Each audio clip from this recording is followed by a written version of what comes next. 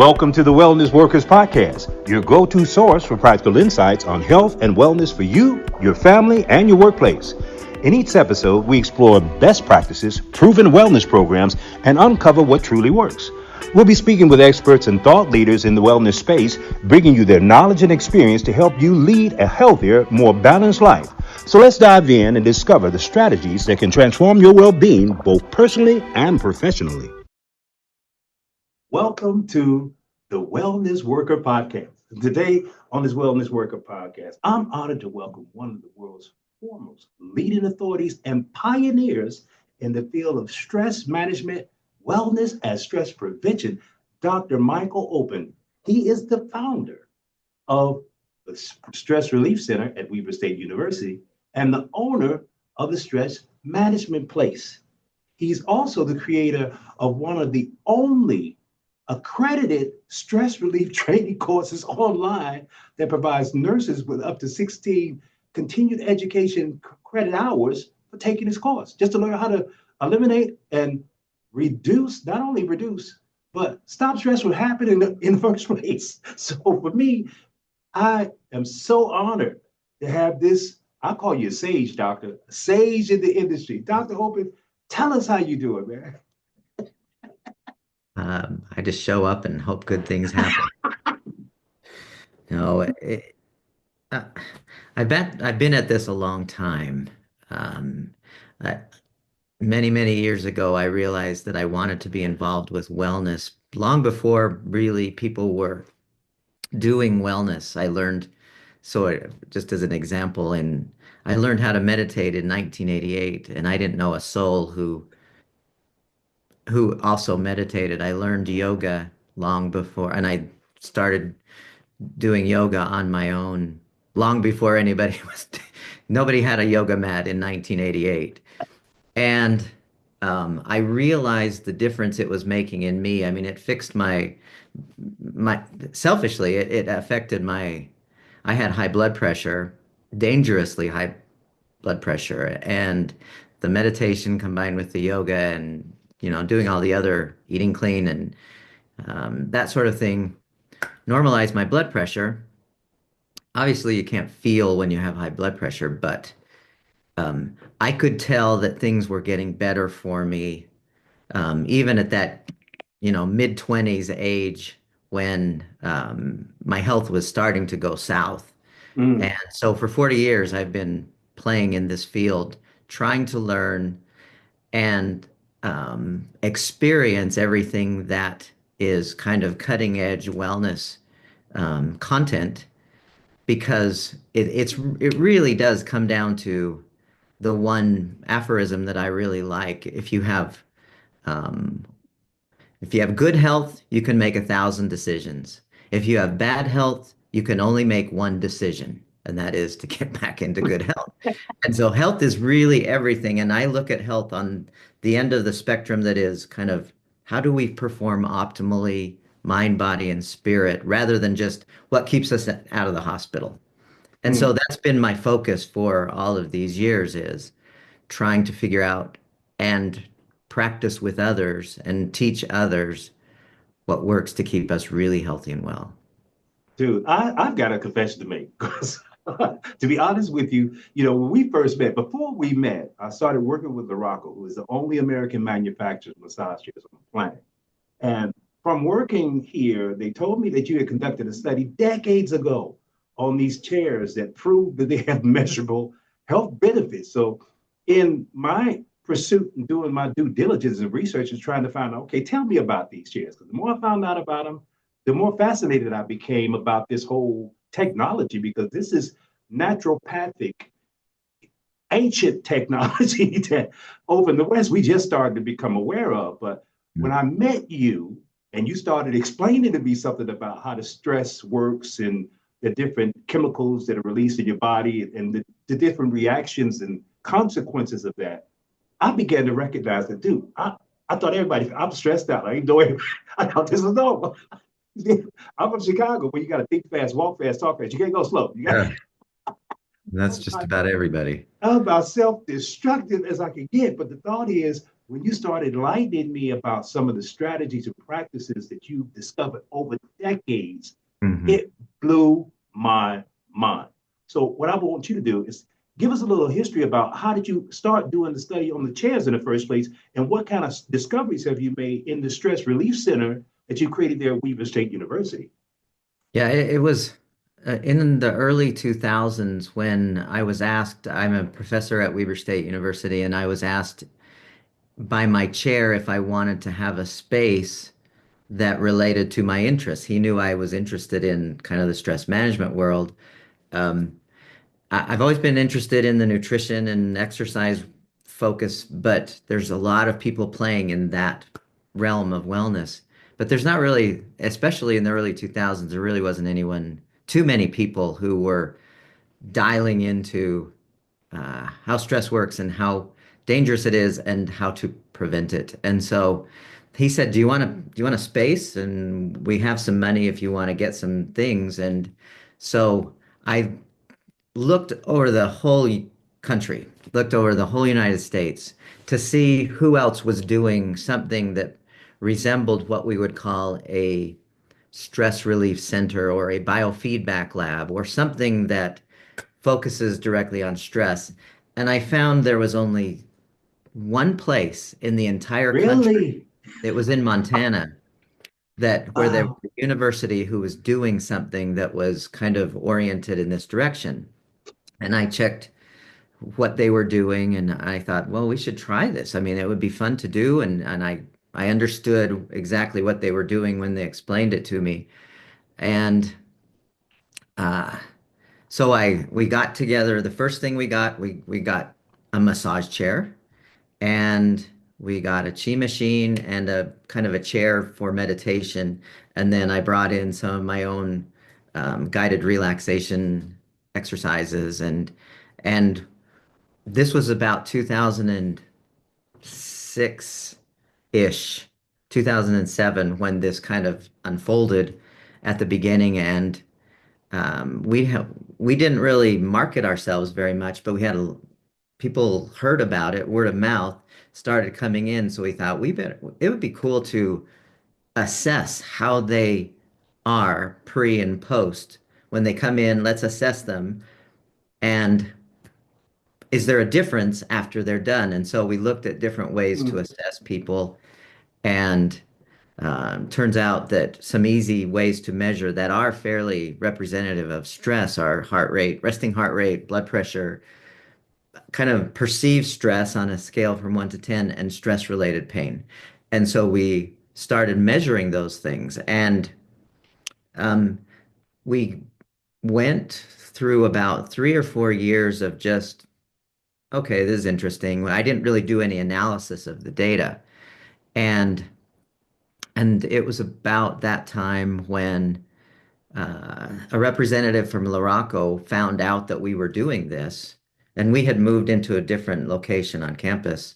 But she said, if we'd like you to do some analysis of our product, and so we they donated a couple chairs to our place, and we started really keeping track closely of the numbers. I mean, we kept when anybody came in, and the Laraco chairs very quickly became the most used, most favored, and interestingly, the data showed most effective tool that we had um, even back then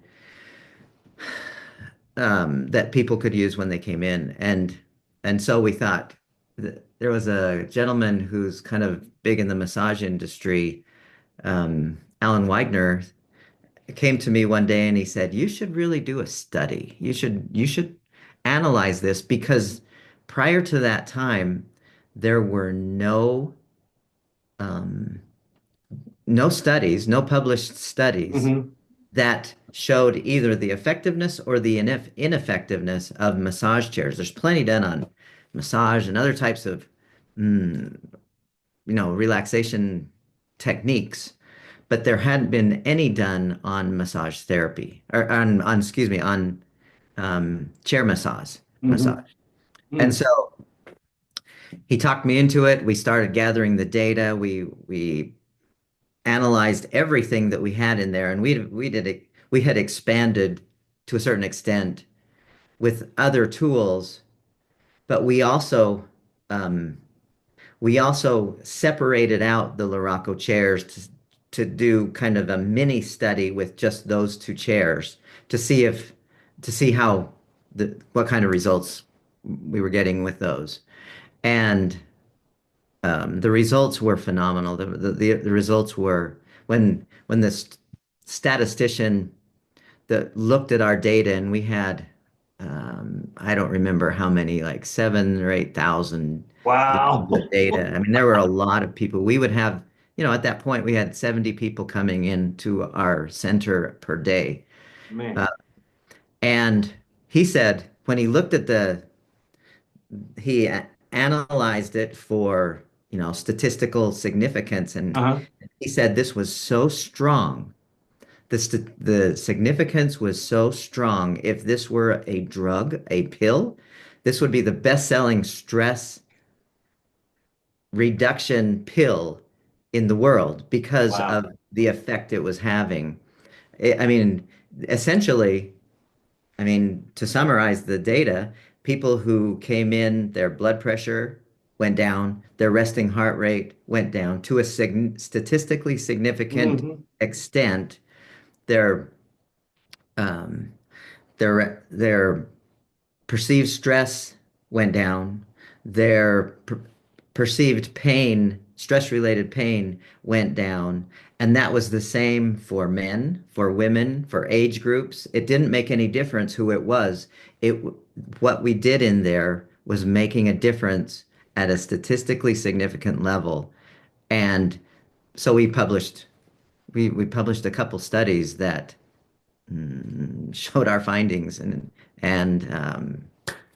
yeah, it was really cool to see kind of the results that um, Mm. had never been looked at or achieved prior to that time.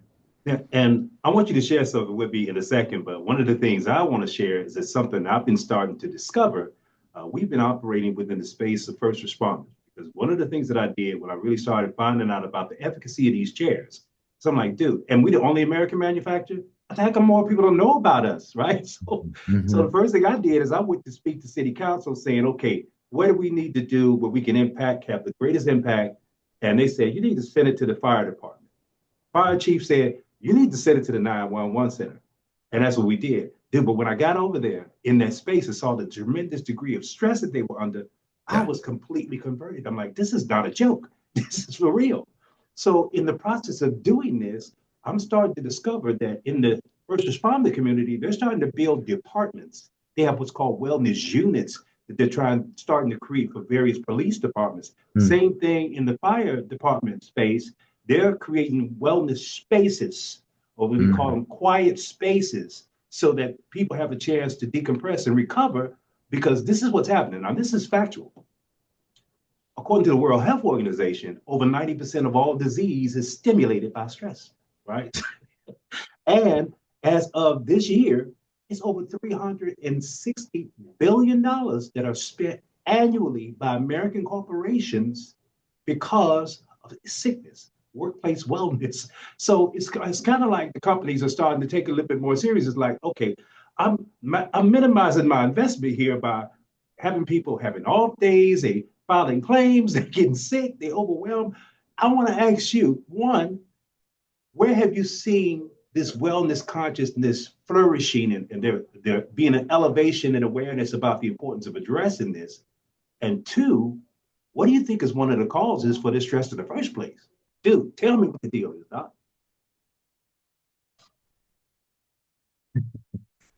How long do we have? So I'll answer the second question first. I, I don't know if one of the things that I have noticed in the 30 30 plus years that I've been playing in this stress world Hmm. is in general, I think people are more stressed now, and it's been kind of mm, a fairly straight line going up gradually, except for COVID. When COVID hit, Right.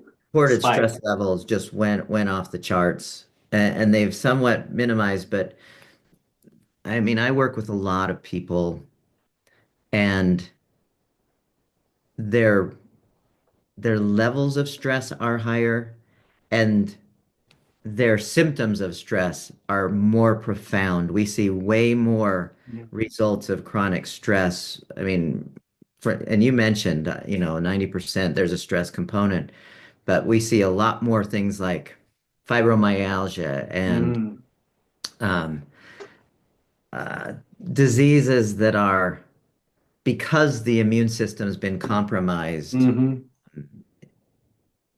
all way more than we ever did before. Now, why is that happening? Um, the challenge that I have with that question is, in my mind, stress is internally driven. There's not stressful things out there. hmm We interpret things in certain ways, and if it feels like it could threaten us in any way, physically, emotionally, psychologically, our physiology thinks that that's a real threat, and the result of that is an activated stress response. And I think the answer to your question is I think we, in general, have decided that things are more threatening to us than they are, mm more now than they ever have been. You see hmm TV and people are just, I'm offended by this and I'm offended by that, and I can't handle this and I can't handle that emotionally. It's more pronounced now than I think it's ever been. And people don't realize when they think in those ways, it turns on the stress response. And mm when they think in those ways constantly, it results in, constant chronic stress and health problems. hmm And just like I've started to see a rise in addressing that issue within the first responder space, what have you seen in what industries is there becoming a greater awareness where they're seeking to implement some stress relief solutions or some wellness solutions in those spaces? I know you work at the university. Tell us about your experience there and maybe in some spaces that you're familiar with. Yeah, certainly in the university. I mean, 20 years ago, there was no such thing, or there were very few employee wellness directors. Now, Hmm every school, Really? I'd be surprised if any school didn't have an employee wellness director. We started um, in the 2000s, we started what we called a student wellness director. hmm We kind of created that and said, here's what this person is. And now we see a lot of student wellness. So, student wellness directors. And so we see that in the universities.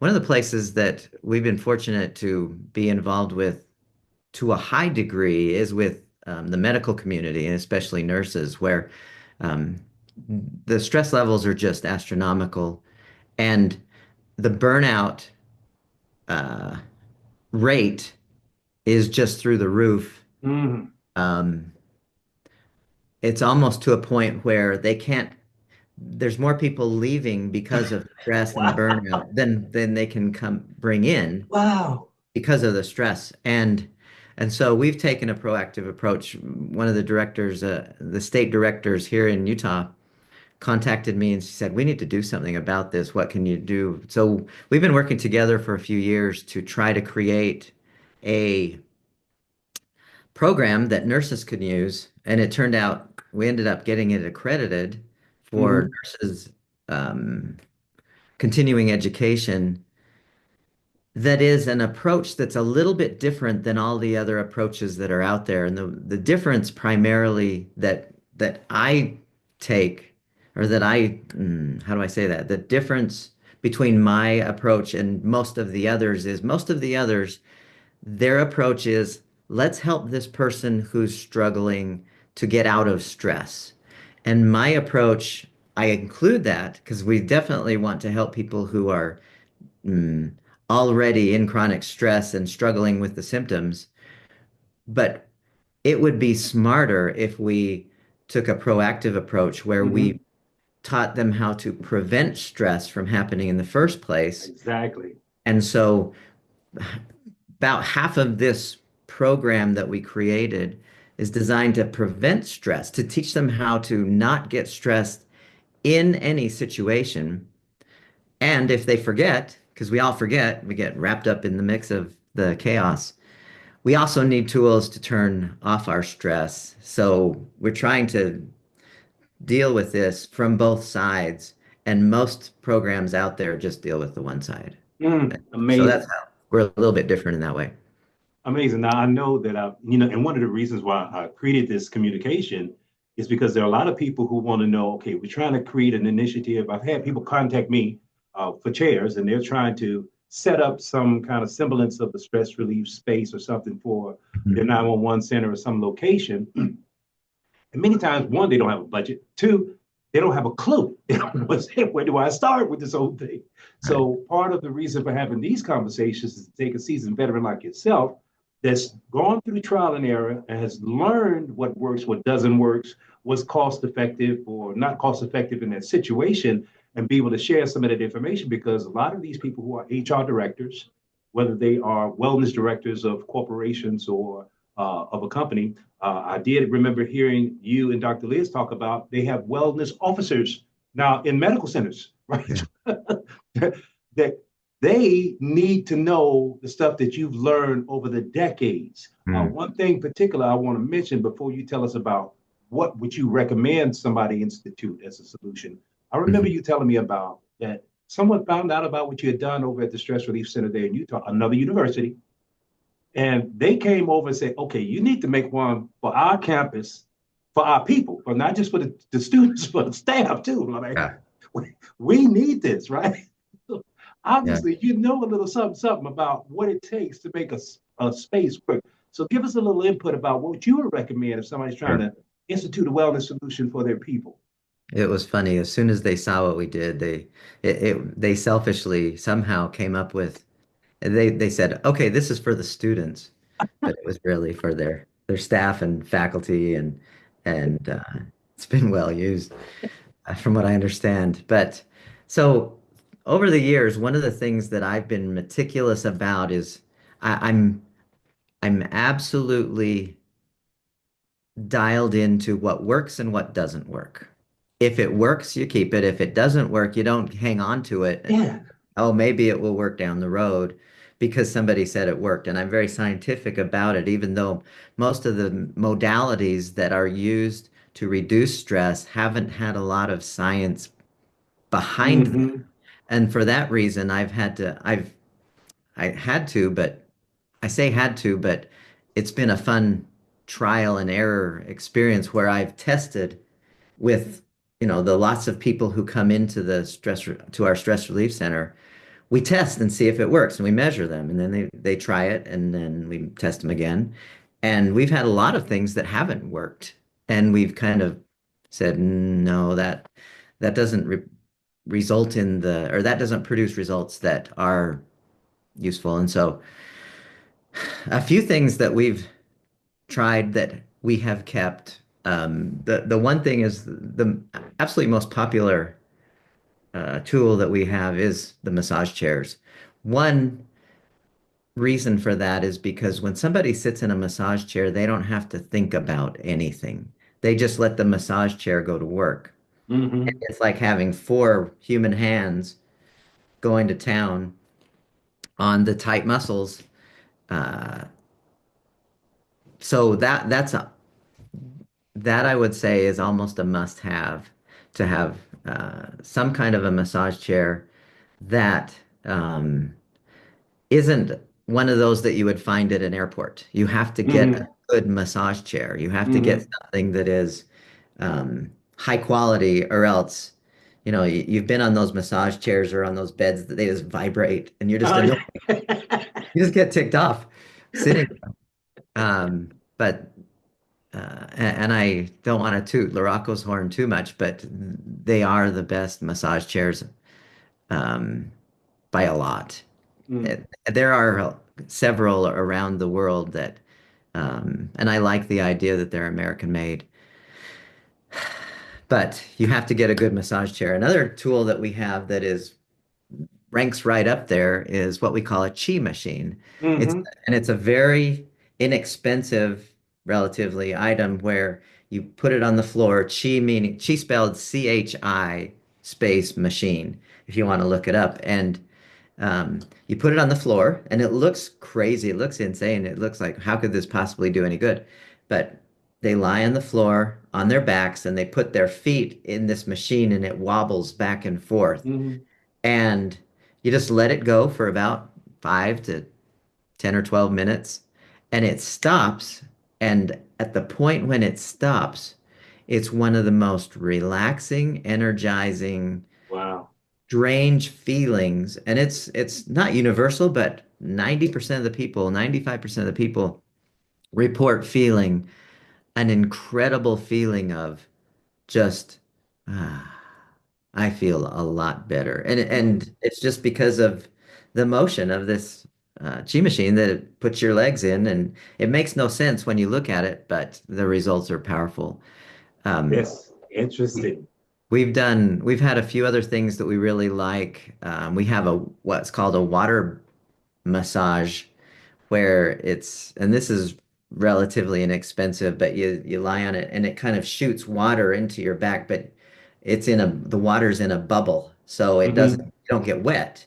Hmm. And it's a gentle massage. If you're a massage wimp, then this is a really massage because it's gentle, but it also, um, it goes from the neck to the waist, and it's really liked. We also have a lot of little tools that we have that are handheld, like the little looks like a gun, and it just it does. You can move it around your body. We have.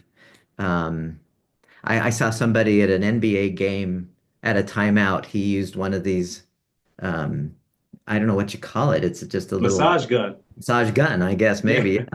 And I said, that's what we use. And we have one machine that people sit in a chair and they put their legs and feet into this machine, and it massages, it kind of does a reflexology massage of your feet and calves, and it also heats. And Hmm. that's universally loved. I mean, anything that's kind of massage is a very good choice as long as it's quality. You can't scrimp. You can't skimp. How do you say that? You A can't skip. I think skip is skimp. correct. You can't go cheap Can't be on a cheat. Can't. on Man, these things I'm glad you said that. because then it just gets annoying. I had the privilege, the rare privilege, to visit the university and actually be in this stress relief center. And there are a couple of things that I noticed. One is the ambiance that you create in that Mm, space. It's almost like when you walk in there, you walk into a different dimension, right? You start feeling relaxed just walking in the room because the colors, the lighting, the imagery that's on the wall and on the ceiling, yeah. right? So when I walk in that space, it's almost surreal. I'm like, oh, I'm already feeling a little bit better. But Yeah. in that also you had like you had some aromatherapy going on. Yeah. You had some sound therapy happening as well. Yep. I seem to remember, man, there's a lot of different modalities that you had incorporated in that space that really made it an immersive kind of experience with somebody coming in looking to get some relief. So I really take my hat off to you. And I will continue to use it as a resource for when we're trying to find out solutions for people that are trying to implement uh, stress relief spaces of their own to be able to provide them with access to something. But I want to mention something. I am actually taking your class. I'll tell you a couple of your classes. I love your Oh, that's classes, fun. man. Yeah. They work, man. They teach me how to get control of this and this, and how to actually control my energetic levels. One of the things that you touched on when you were talking about these different massage devices is one very important factor. All we are comprised of is energy. We just seem to be solid. But the reality is, if you get that energy moving in the right way, the way that you feel and the way that you actually interact with reality changes, right? But you said something that I found to be mind boggling in one of your classes. In the onset at the beginning of the class, you talked about a study that was done that assessed escalation of obesity in America Mm. over a certain period of time. Over South, it was 50 years or something like that. It was probably 20, 25 years. Yeah. The reason why that was so fascinating to me, because a couple of things that you touched on. One is the Food and Drug Administration, who seem to be in bed together. I'm going to let you touch on that in a second. But Mm. the reality is that they sometimes prescribe certain dietary plans for the masses that are not necessarily conducive to their best physical well-being. So they got to go get a drug. And when they got a problem now, it's like, okay, I've eaten this stuff. I've blown up beyond proportion. I'm having health issues. I've gone to the doctor who I trust. He prescribes to me a drug to fix it that might have all kind of ramifications and side effects. But the way that you approach it from the holistic perspective, saying the body has the power to heal itself, but you have to Mm. know how to do something with it. And there's a method to the madness. So can you touch on that for a minute? Because I find that fascinating. Sure. My focus has always been, like I mentioned earlier, on this end of the spectrum. This end of the spectrum of the kind of health and wellness spectrum Mhm. says, what can we do to keep people from not dying? That's Okay. what they don't want to have happen. In the medical world, what do we do to keep people from not dying? Or fix things that are immediately, and we have a medical community that is second to none in Mm. acute care. If I chop my fingers off, um, I can get them fixed right now, and it can almost look like they didn't get chopped off in the first place. That's miraculous, and I think we do a great job. We don't, however, do a very good job, and we haven't done a very good job with chronic disease, partly because I think, and I shouldn't say this too loudly, but partly because I think there is a there's a community of businesses that profit profoundly from the continuation of chronic disease. Mm. I don't, so be that as it may, I'm far more interested in this end of the spectrum. And because I do believe once we are in balance, once our mind and Mm. body are in balance, then the body knows how to heal itself of most problems. And then the immediate example of that is if you go out and you cut yourself, say you're jogging on a path and you cut yourself on a bush, right? And so you've got blood Mm. coming out. Well, you don't have to do anything for that to heal itself. The body knows how to heal that cut. It knows how to stop the bleeding. It knows how to bring the skin back together. It knows how to make the blood coagulate it sufficiently so that all of these things the body knows how to do. The problem is when we're in the stress response, and this is huge, when we're in the stress response, those systems that are designed for healing the body turn off. Mm. That's Mm. huge.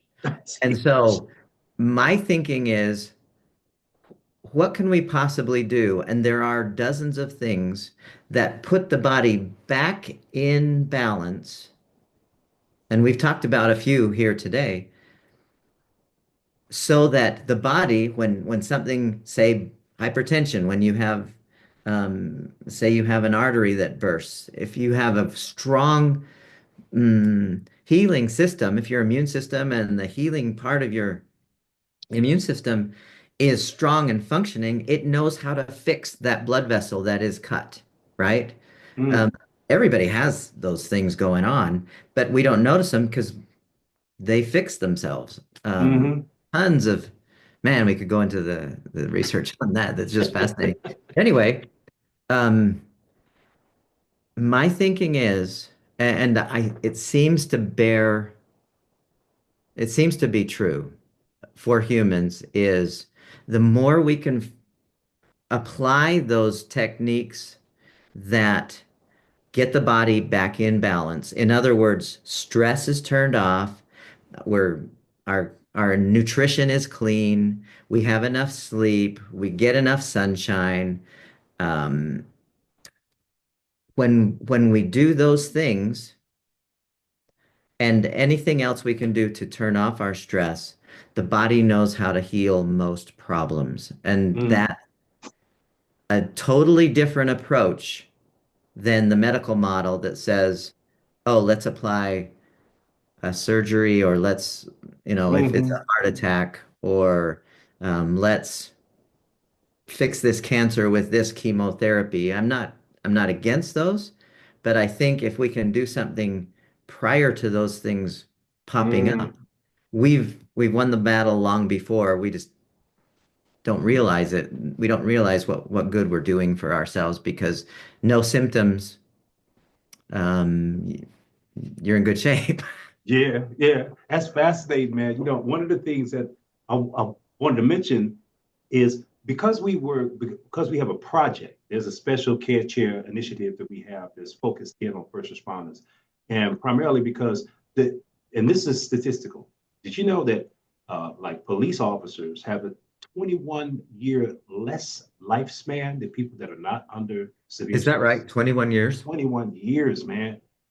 But regardless of what the time frame is, the reality is that the quality of life that you have when you're Hmm. under stress is reduced because you can't really enjoy some of the benefits and fruits of this experience because you're constantly on the defensive or you're constantly on the lookout. You're constantly in that fight or flight. That is it's not only your job, it's your reaction or reflex action as well. Once it becomes habitual, it's like, oh, you always on fight or flight. So it's like, 100%. those are high stress. They have people's lives in their hands in many instances, Yeah.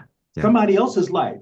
So the reality is that the chain reaction of the consequence that create are huge. The reason I say that because a lot of times I talk to people I talk to administrators from the city. I talk to people who are over the purchasing department of companies or departments, and something that I see happening or have seen happening. It's like, okay, well, you know what?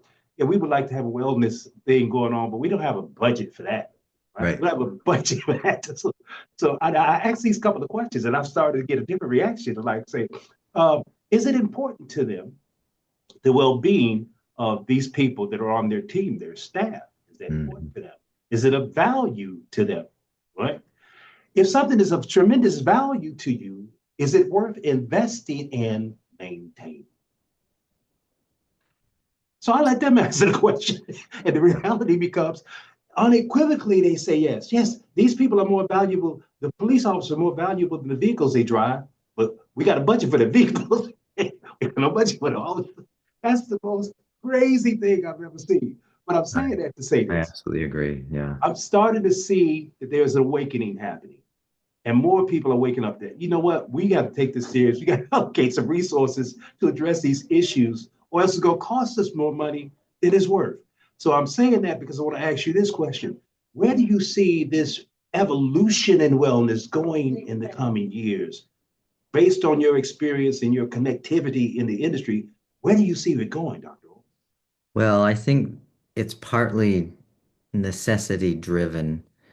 The cost of healthcare is Mm, out of control. And so take just diabetes, for example. mm, Um, Diabetes all by itself, continuing at the pace it's in, all by itself can bankrupt the medical system because of the cost. And diabetes is a chronic condition, and so it doesn't go away. You mm-hmm, don't fix diabetes very much. And so I think because it's necessity driven, there will be more and more people who look at the opposite focus of prevention as a viable alternative. And the mm, thing that I see that really will happen is they'll recognize, oh, yeah, this is helping our bottom line on the medical side, but also they realize, my goodness, our people are here more often and they're functioning at a higher level and they're happier and they're more peaceful and they're more fun to be around. All of these things that will kind of cascade from, okay, we need to do something to reduce our bottom line in the medical side. Right, right. And so I think it'll be kind of a bang and then a bigger bang. And it may take some time because we still have a medical model orientation that the insurance companies run that is Mm-hmm. a big mountain to climb because Mm, they're not on board with prevention mm. yet. But I think they will be. I think they'll realize Interesting. a little bit sure. I think they will. Man, I want you to know how grateful I am for this time that you've shared with us. And you've gone into some things I even have no idea the degree of depth of your knowledge base and experience in this space to some degree. But yeah, you go deeper than I thought. You're not a surface dude, man. For real. But I want to ask you this. One, how can people get in touch with you if they need to access some of your information, some of your content, or what can they do to or access your experience about how do I create an effective stress relief space, or how can they get in touch with you?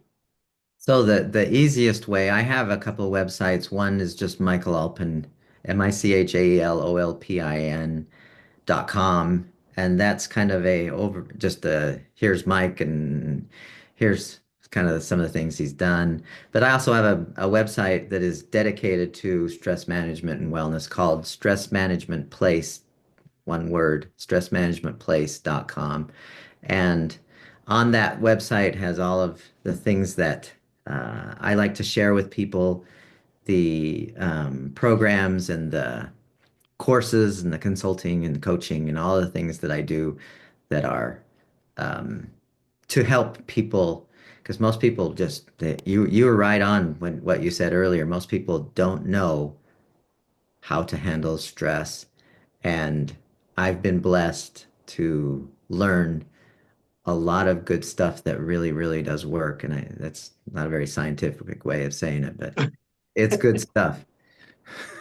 Yes, sir. Man, I know this. One of the things that I firmly believe is that it's really only one person in the room. And when I say that, I mean there's only one body of humanity.